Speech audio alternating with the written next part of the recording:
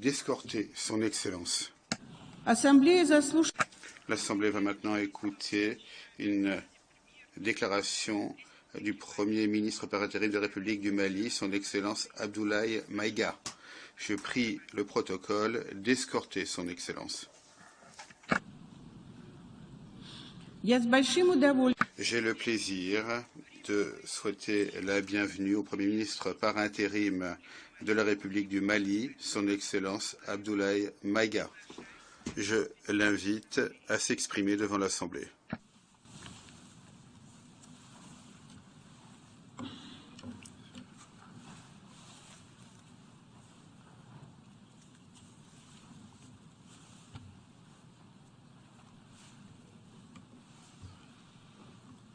Monsieur le Président de l'Assemblée générale, Mesdames et Messieurs les chefs d'État et de gouvernement, Monsieur le Secrétaire général de l'Organisation des Nations unies, Mesdames et Messieurs, de prime abord, je voudrais m'acquitter de l'agréable devoir de vous adresser les chaleureuses salutations du peuple malien, riche de sa diversité culturelle, religieuse et ethnique, ainsi que celle de son Excellence, le colonel Assimi Goïta, président de la transition, chef de l'État.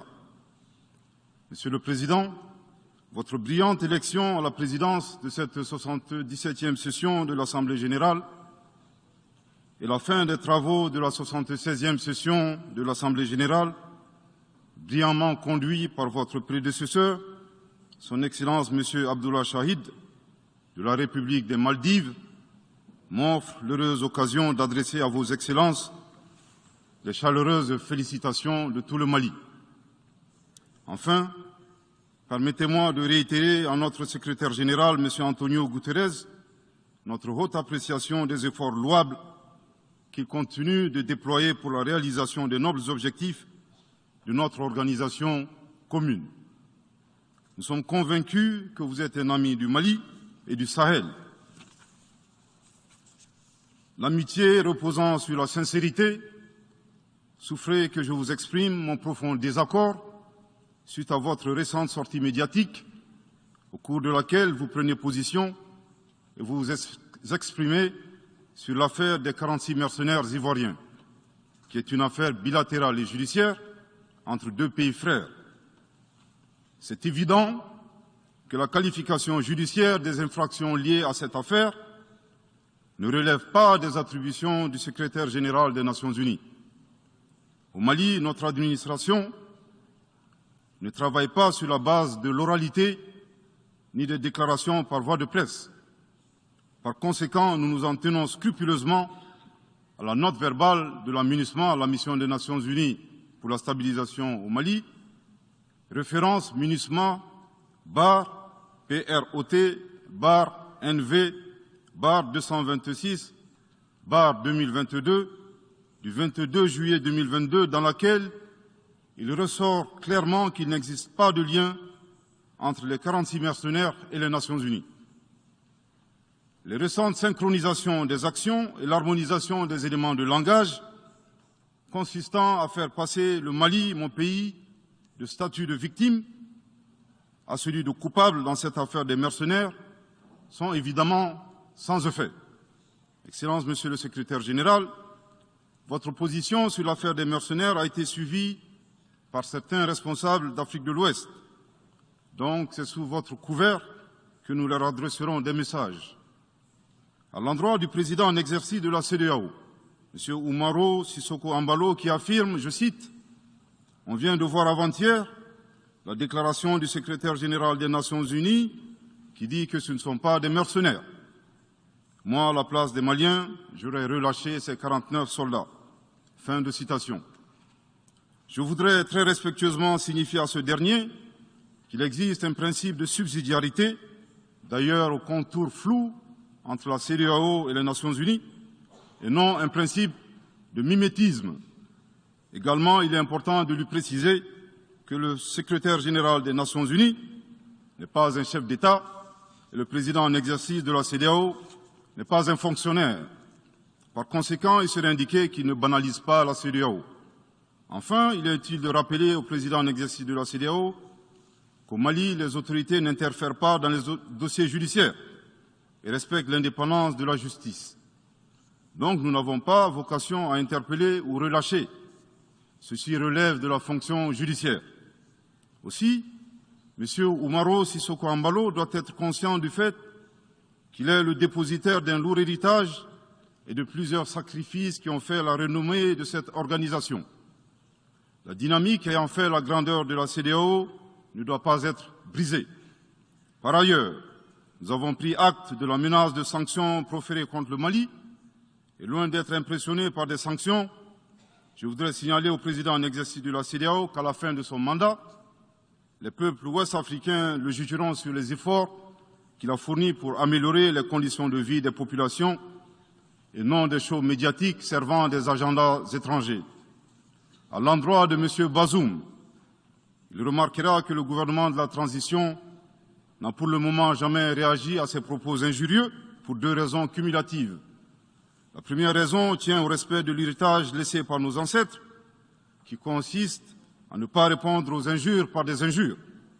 La seconde relève de l'identité de M. Bazoum, l'étranger qui se réclame du Niger. Nous savons que le peuple nigérien, frère du Mali, se distingue par des valeurs sociétales, culturelles et religieuses très riches. M. Bazoum n'est pas un Nigérien, son comportement nous le reconforte totalement dans notre constat. Excellence, Monsieur le Secrétaire général, le Mali tirera toutes les conséquences de droit de vos agissements. Devant Dieu et en leur âme et conscience, nous demandons à ceux qui refutent notre version d'indiquer s'ils accepteront que les militaires ayant dissimulé leurs identités en mettant sur leur passeport qu'ils sont peintres, maçons, etc., avec des armes débarquent dans leur aéroport sans que le pays de destination n'ait été au préalable informé et dans le dessein funeste de déstabiliser ce pays. S'ils ne l'acceptent pas en tant qu'État, si cela n'est pas possible à Lisbonne ou ailleurs, le Mali non plus ne l'acceptera pas en tant qu'État et ce ne sera pas non plus possible à Bamako ou dans une autre localité malienne. Monsieur le Président, une nouvelle ère des solutions porteuses de changement pour relever des défis interdépendants.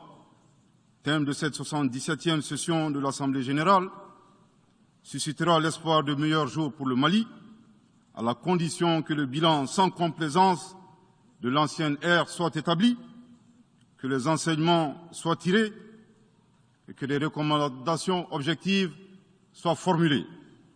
Une fois cet état franchi, je ne doute pas qu'à travers notre action collective, nous réussirons à pacifier les multiples foyers de tension dans le monde, mais aussi à promouvoir un développement harmonieux et lutter efficacement contre les pandémies, la dégradation de l'environnement et le réchauffement climatique, les inégalités et les politiques de domination et de prédation des ressources. Depuis le mois d'août 2020, le Mali, mon pays, se trouve dans un processus de transition qui prendra fin le 26 mars 2024 par le transfert de pouvoir aux autorités élues. D'ici à cette échéance et conformément aux recommandations des assises nationales de la refondation, les autorités de la transition se sont engagées dans 2 chronogrammes convenus avec la CEDEAO à faire des réformes politiques et institutionnelles avant d'organiser des élections dont l'objectif ultime est de refonder l'État malien, afin qu'il réponde aux aspirations profondes et légitimes de notre peuple à la paix, à la sécurité, à la bonne gouvernance, au développement et à la stabilité institutionnelle durable au Mali.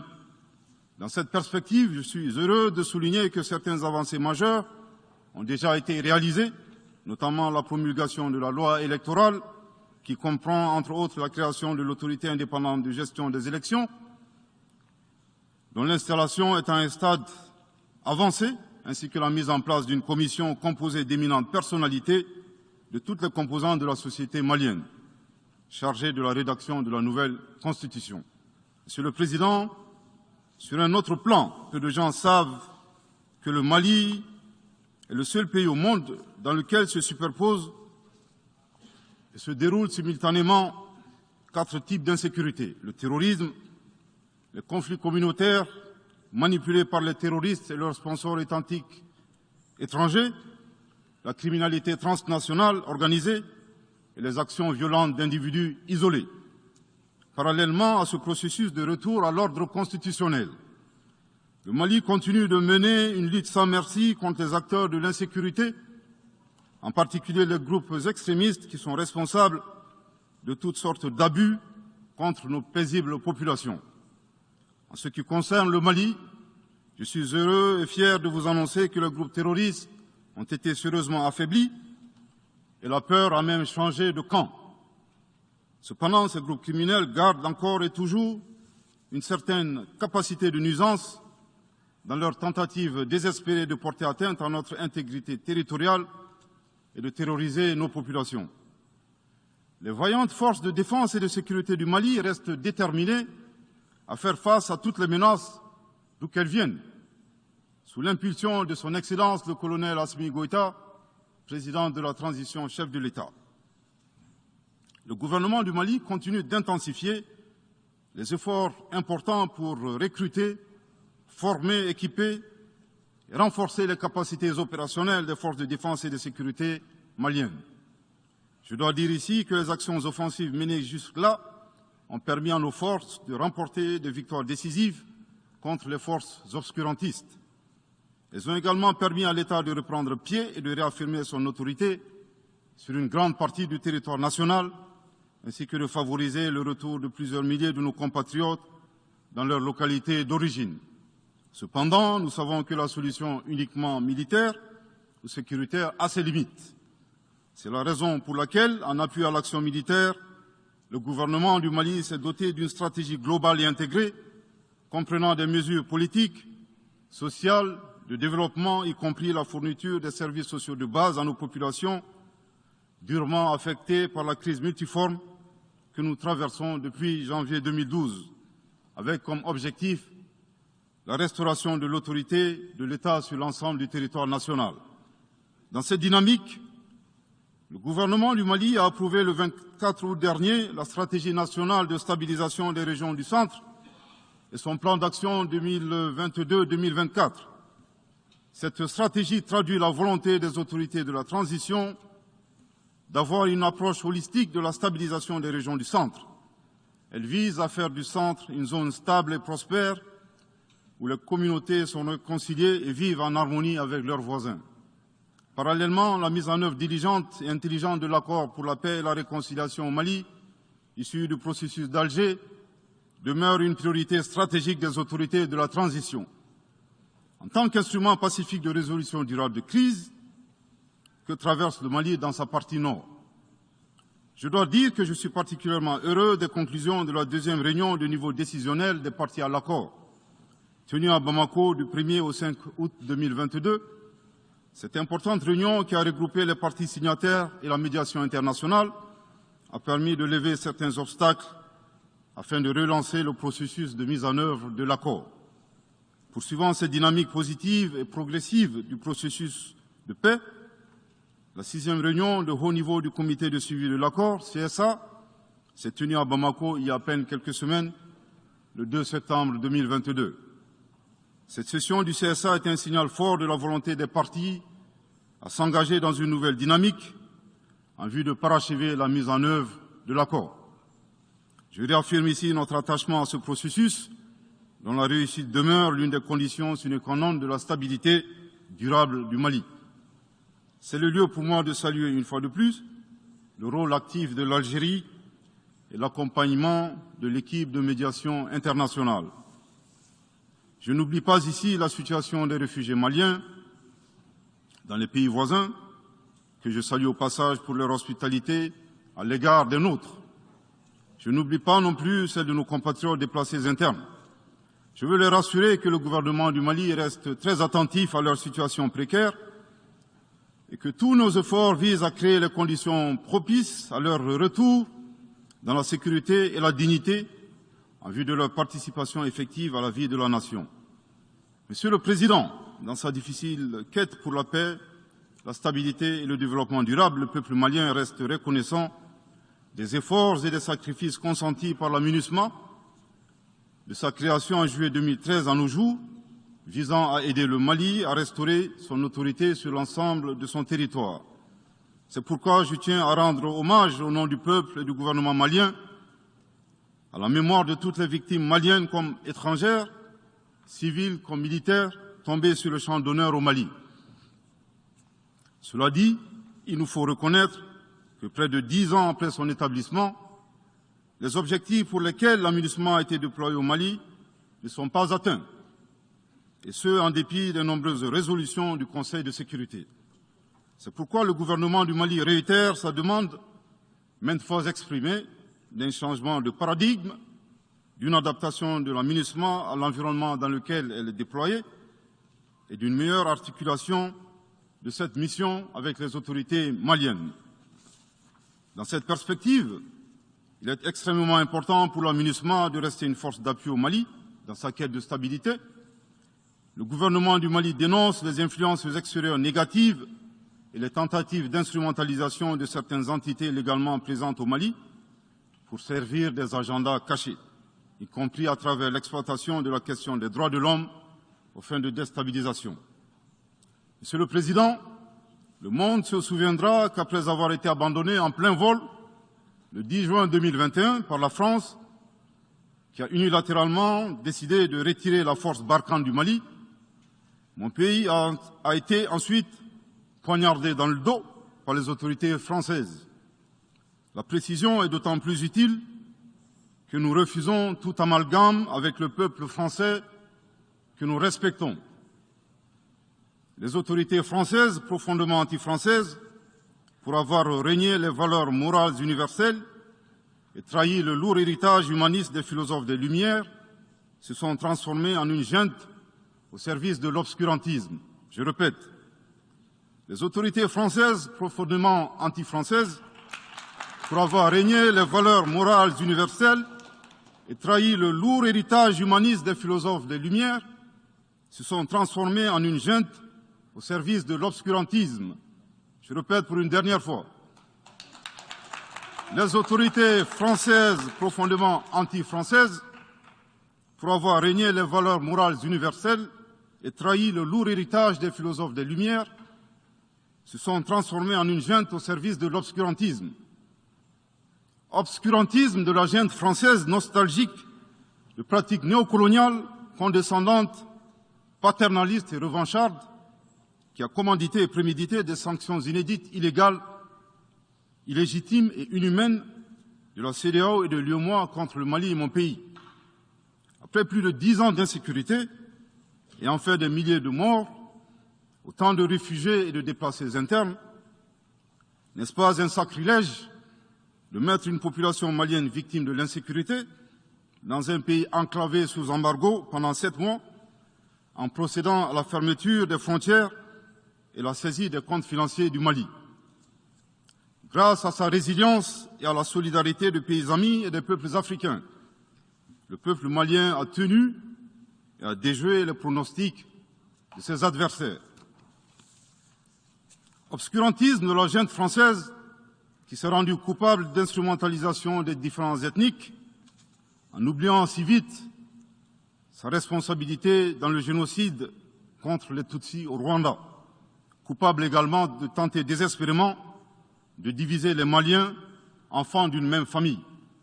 Enfin, obscurantisme de la junte française qui a violé l'espace aérien malien en y faisant voler des vecteurs aériens tels que des drones, des hélicoptères militaires et des avions de chasse plus d'une 50aine de fois, en apportant des renseignements, des armes et munitions aux groupes terroristes. Afin de se donner une bonne conscience, la junte française accuse le Mali de n'avoir pas été reconnaissant en se gargarisant de la mort regrettable de 59 soldats français au Mali lors de diverses opérations de lutte contre le terrorisme. À cette triste accusation, nous rappelons que dans la majorité des interventions d'officiels maliens et des cérémonies, nous rendons systématiquement un hommage à l'ensemble des victimes de l'insécurité au Mali, sans distinction de nationalité, donc y compris les 59 Français décédés. Aussi, nous les invitons à ne pas s'arrêter à si bon chemin et de remonter le temps, en passant par leur intervention en Libye, décriée par toute l'Afrique, sans oublier la participation forcée des milliers d'Africains à la Première et la Seconde Guerre mondiale, sans oublier la traite négrière qui explique le sort économique de beaucoup de pays. Combien d'Africains sont-ils morts pour la France et le monde libre dans lequel nous vivons? Monsieur le Président, eu égard à la gravité des faits commis par la junte française, le Mali, dans sa lettre en date du 15 août 2022, a demandé la tenue d'une réunion d'urgence du Conseil de sécurité des Nations Unies. Cette réunion a pour objet de permettre au Mali de présenter les éléments de preuve en sa possession, démontrant que l'armée française a agressé en de maintes reprises mon pays, en violant de manière répétitive et fréquente l'espace aérien malien, sans autorisation des autorités maliennes, et parfois en falsifiant des documents de vol. Plus grave, Monsieur le Président, le Mali sera en mesure de prouver que la junte française a fourni des renseignements et des armes à des groupes terroristes. Le gouvernement du Mali s'interroge sur les raisons qui poussent cet État membre du Conseil de sécurité, de surcroît assurant la présidence de cet organe, à faire obstacle au débat en vue de la manifestation de la vérité. Le monde doit être édifié sur les faits graves qui se sont déroulés au Mali et qui sont à la base de l'aggravation de l'insécurité et de la déstabilisation du Mali et du Sahel. Par la saisine du Conseil de sécurité, le gouvernement du Mali entend mettre cet important organe chargé à titre principal du maintien de la paix et de la sécurité internationale face à ses responsabilités et dénoncer les agissements de la junte française contre mon pays. Ces actes hostiles sont incompatibles avec la Charte des Nations Unies et son statut de membre permanent. Il y va de la crédibilité de notre mécanisme commun, de l'efficacité de la lutte contre le terrorisme, mais surtout, il y va de l'intégrité de l'Organisation des Nations Unies, qui repose entre autres sur le respect des engagements internationaux, de la légalité internationale et de la Charte des Nations Unies. Monsieur le Président, il semble opportun pour le Mali de demander votre implication personnelle auprès du Conseil de sécurité des Nations Unies afin que notre demande aboutisse pour que cesse la duplicité et la guerre par procuration imposée à mon pays. Monsieur le Président, dans la lutte contre le terrorisme et l'extrémisme violent, le gouvernement du Mali est fortement interpellé sur la question des droits de l'homme. Je tiens à souligner que les droits de l'homme constituent avant tout des valeurs qu'incarne chaque Malien. Aussi, le gouvernement du Mali reste déterminé à les respecter et à les faire respecter, conformément à sa politique de tolérance zéro contre l'impunité. Et cela par fidélité à nos valeurs ancestrales inscrites dans la charte de Kouroukanfouga, proclamée en 1236 par l'empereur du Mali, Soundiata Keïta. Le Mali, berceau de grandes civilisations, héritier de grands empires, terre de brassage, d'hospitalité et de tolérance, fait de la promotion et de la défense des droits de l'homme une priorité nationale. C'est pourquoi je réaffirme avec force que les opérations militaires des forces de défense et de sécurité du Mali sont conduites dans le strict respect des droits de l'homme et du droit international humanitaire. Cependant, comme je viens de le souligner, le gouvernement du Mali s'oppose avec véhémence à l'instrumentalisation de la question des droits de l'homme à des fins politiques, de positionnement, voire de chantage ou d'intimidation. De même, nous regrettons la sélectivité observée entre les droits des populations dont des villages entiers sont massacrés et rasés, qui ne suscitent presque pas d'indignation particulière, et la manipulation communicationnelle faisant passer des terroristes neutralisés sur le champ de bataille pour des civils innocents. Monsieur le Président, pour terminer, je dirais que le peuple malien a décidé de prendre son destin en main. Il soutient pleinement le gouvernement dans la refondation du Mali, ainsi que le retour à un ordre constitutionnel apaisé et sécurisé en mars 2024, à l'issue d'élections libres, transparentes et crédibles. La réalisation de ces vastes chantiers exige du gouvernement de poursuivre et d'intensifier les efforts en vue de l'amélioration continue de la situation sécuritaire dans le pays et de la protection des personnes et de leurs biens. À cet égard, je me réjouis de la tenue à Lomé, le 6 septembre dernier, de la 3e réunion du groupe de suivi et de soutien à la transition. Les conclusions de cette importante rencontre, notamment la reconnaissance des progrès réalisés par la transition et les appels lancés en faveur de la mobilisation de tous les partenaires du Mali pour consolider leur appui politique, économique, technique et financier à la République du Mali, ainsi que pour soutenir les efforts des autorités de la transition du Mali en vue d'un retour harmonieux à l'ordre constitutionnel. Je voudrais rappeler que la transition au Mali résulte de plusieurs années de dysfonctionnement de notre jeune démocratie qui a engrangé quelques résultats positifs. Malheureusement, à l'heure du bilan, les passifs sont plus importants que les actifs, d'où la survenance de la transition. Je saisis cette opportunité qui m'est offerte pour remercier chaleureusement notre respecté aîné, son Excellence le Président Alassane Dramane Ouattara, pour les sages et éclairés conseils qu'il nous a prodigués dans son allocution mémorable à cette 77e session de l'Assemblée générale des Nations unies. Je voudrais le rassurer que les autorités de la transition malienne n'ont d'autres objectifs que de faire des réformes politiques et institutionnelles avant d'organiser des élections, tout en luttant obstinément contre le terrorisme. Ces réformes permettront d'améliorer la gouvernance et toutes les dispositions seront prises pour que la démocratie malienne soit la plus enviée au monde. Dans ce chantier, nous prêterons une attention particulière au 3e mandat, qui ne sera pas possible. Le troisième mandat pour un public moins averti consiste pour un président de la République d'effectuer une manœuvre en 4 temps, en vue de conserver le pouvoir pour lui seul et son clan. Premier temps, presque en fin de second mandat, donc en principe non rééligible, il s'agit pour le président de la République sortant de déclencher une révision constitutionnelle de manière non consensuelle. Deuxième temps, au cours de cette révision constitutionnelle, le président de la République sortant modifiera quelques dispositions constitutionnelles. Troisième temps, une fois la nouvelle constitution adoptée, sur fond de crise politique naturellement, le président sortant devient candidat en violation de la limitation du nombre de mandats à 2. Sa candidature est alors justifiée par l'adoption de la nouvelle constitution et le prétexte est tout trouvé. La limitation du nombre de mandats à 2 concernait l'ancienne constitution. Par conséquent, il est candidat au regard de la nouvelle constitution adoptée. Quatrième temps, une farce électorale est organisée. Forcément, il remporte les élections et s'ensuit une chasse impitoyable aux opposants politiques, dont certains sont arrêtés, d'autres s'exilent et d'autres assassinés. Les allégeances sont obtenues grâce au pouvoir de l'argent, le clientélisme et les intimidations. Dans un langage plus simplifié et en référence à une métaphore footballistique, le 3e mandat est une magie. C'est l'art de se dribbler soi-même tout en gardant le ballon.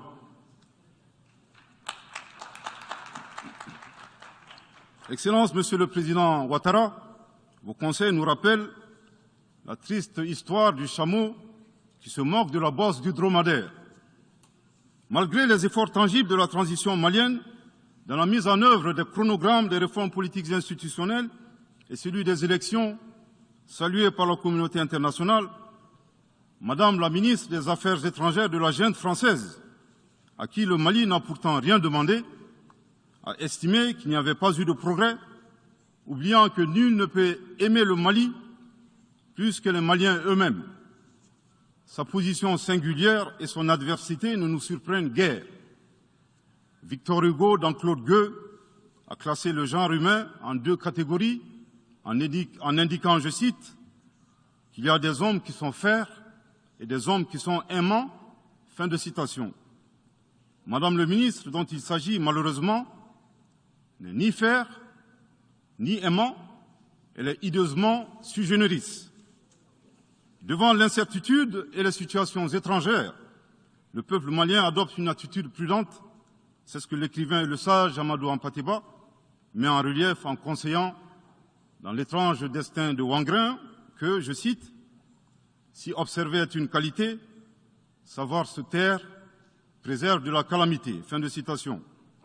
Madame le ministre de la Junte française, le Mali vous conseille de vous contenter d'observer sa situation. C'est l'occasion pour moi de saluer les relations de coopération exemplaires et fructueuses entre le Mali et la Russie, tout en réaffirmant que le Mali reste ouvert à tous les partenaires qui souhaitent l'aider à relever les défis multiples qui l'assaillent, dans le respect strict de sa souveraineté, de son unité et de la dignité du peuple malien. Le Mali rappelle que, conformément à la vision du colonel Assimi Goïta, président de la transition chef de l'État, 3 principes guident l'action publique nationale. Premier principe, le respect de la souveraineté du Mali. Deuxième principe, le respect des choix stratégiques et de partenaires opérés par le Mali. Troisième principe, la prise en compte des intérêts vitaux du peuple malien dans les décisions prises. En application de ces principes, le Mali reste disposé à poursuivre et à renforcer ses relations de bon voisinage avec l'ensemble des pays qui l'entourent. De même, le Mali, fidèle à son engagement panafricain, continuera à œuvrer au sein des organisations sous-régionales et régionales pour la réalisation de l'intégration africaine. Également, l'atteinte des objectifs de la transition requiert l'accompagnement de l'ensemble des partenaires du Mali, y compris les Nations unies. J'en appelle donc aux amis du Mali à rester mobilisés aux côtés du gouvernement en vue de l'aider à relever ensemble ces défis importants. Pour la grande majorité des États du monde, convaincus par le respect mutuel et le partenariat gagnant-gagnant, je leur garantis que les portes du Mali leur sont grandement ouvertes et les Maliens les accueilleront les bras ouverts. Pour la minorité qui serait tentée de ne pas respecter ces principes, nous leur promettons qu'ils feront face à des millions de Assimi Goïta, soucieux de défendre leur honneur, leur dignité et leurs intérêts vitaux. Je terminerai en donnant 2 conseils aux nostalgiques de la domination. Ayez le sens de l'empathie en traitant les autres comme vous voudrez être traités ou en ne faisant pas aux autres ce que vous ne voudrez pas qu'on vous fasse. Le second conseil, revoyez vos copies, revoyez vos modèles, revoyez vos logiciels pour intégrer le changement de mentalité et l'évolution du monde dans vos grilles de lecture et d'analyse. Sortez du passé colonial et entendez la colère, la frustration, le rejet qui remonte des villes et campagnes africaines, des populations africaines, et comprenez que ce mouvement est inexorable. Grâce au principe de la multiplication fractale, vos intimidations et vos actions subversives n'ont fait que grossir le rang des Africains soucieux de préserver leur dignité. S'il n'était qu'une centaine aux indépendances, aujourd'hui nous sommes des millions, et demain, tant que les paradigmes inégalitaires demeureront, nous serons des milliards. Le Mali et son peuple ne seront pas des spectateurs face aux assauts et l'adversité. Pour chaque mot employé de travers, nous réagirons par réciprocité. Pour chaque balle tirée contre nous, nous réagirons par réciprocité. C'est à ce prix qu'une nouvelle ère sera une réalité avec des solutions porteuses de changement pour relever des défis interdépendants, avec des États interdépendants et en valorisant l'homme sans distinction aucune, notamment de race, de couleur, de sexe, de langue, de religion, d'opinion politique ou de toute autre opinion, d'origine nationale ou sociale, de propriété, de naissance ou de toute autre situation telle que stipulée à l'article 2 de la Déclaration universelle des droits de l'homme. Que Dieu bénisse le Mali et préserve les Maliens des forces obscurantistes et destructrices du monde. Que Dieu bénisse l'Afrique et préserve les Africains des forces obscurantistes et destructrices du monde. Que Dieu bénisse le monde et préserve l'humanité entière des forces obscurantistes et destructrices du monde. Je vous remercie de votre très aimable attention.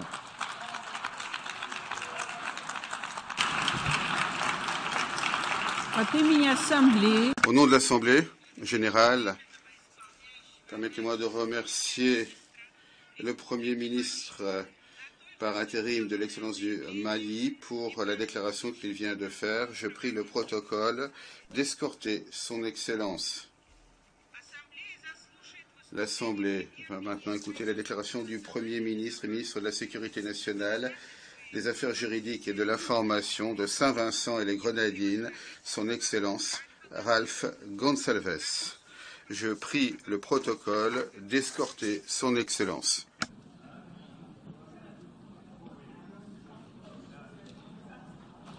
J'ai le plaisir de souhaiter la bienvenue au Premier ministre et ministre de la Sécurité nationale, des Affaires juridiques et de l'information de Saint-Vincent et les Grenadines, son Excellence Ralph Gonsalves. Je l'invite à s'exprimer devant l'Assemblée générale. Mr. President, Madame la Présidente, Excellence, en ces premières années de la troisième décennie du XXIe siècle, malgré les progrès, un immense potentiel de nouvelles avancées des civilisations du monde, la condition humaine est secouée majoritairement par les bouleversements mondiaux, les convulsions, la dislocation et les plus graves incertitudes concernant l'avenir. Les particularités qui ont produit de manière intriquée ce malaise, ce tumulte qui nous assaille sont bien connus. Ici, nous pouvons dire ceux qui sont centraux et urgents. Un changement climatique produit par l'homme irresponsable et dangereux, un système économique et commercial dominant, inondé de contradictions antagonistes, qui a apporté des fardeaux inacceptables pour les pauvres et les faibles d'un côté, d'un autre côté, profite abondamment aux riches et aux forts. Des conflits qui ne sont pas nécessaires et qui sont mal avisés, des guerres déclarées comme non déclarées qui pervertissent les normes et préceptes établis du droit international et contribuent aux difficultés économiques et aux immenses souffrances de par le monde. Des crises de santé publique évitables, y compris des pandémies, et les ripostes inégales et inadaptées, et les dangereuses vanités, les glorieuses illusoires et l'hubris des hommes et des femmes au pouvoir, en particulier dans les centres mondiaux de l'impérialisme et dans les chancelleries de ceux qui sont ivres de la quête d'hégémonie. Monsieur le Président, partout dans le monde, les visages des hommes et des femmes ordinaires sont tendus et anxieux. Et d'ailleurs, l'on constate de plus en plus un sentiment de désespoir. À ce stade, historiquement, les civilisations sont soit sombrées dans le barbarisme d'une sorte ou d'une autre, ou bien elles ont accepté la nécessité d'espérer à nouveau, de faire leur un nouvel espoir, ainsi que l'amour de l'humanité et une foi concrétisée en actes. Le temps est venu de faire nôtre un nouvel espoir. Cette aspiration existentielle de l'esprit et de l'âme humaine va au-delà de la simple amélioration de nos circonstances actuelles. Cette situation exige des réformes structurelles et fondamentales et une nouvelle manière de penser. Sans un nouvel espoir, c'est la profanation de notre avenir qui nous attend. De nouvelles idées représentent le socle d'un nouvel espoir. Il y a plus de 130 ans, le patriote cubain José Martí disait la chose suivante. Les armes de l'esprit